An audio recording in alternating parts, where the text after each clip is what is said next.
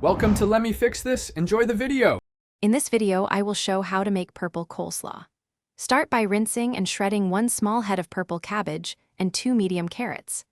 Mix those with 1 small, thinly sliced red onion and a pinch of salt to soften. Whisk together 3 tablespoons olive oil, 2 tablespoons apple cider vinegar, 1 tablespoon honey, and 1 teaspoon Dijon mustard for a balanced dressing. Whisking the dressing is easy and forgiving, so taste as you go and adjust to your preference.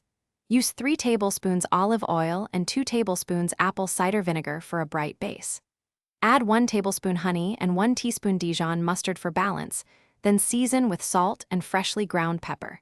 If you want creaminess, fold in 2 tablespoons Greek yogurt or mayo and mix until smooth and glossy. After making the dressing, pour it over the shredded cabbage mixture and toss until every strand is coated. Let the coleslaw chill in the fridge for at least 30 minutes so flavors meld and textures soften a touch. Before serving, taste and add a splash more vinegar or a pinch more salt if needed.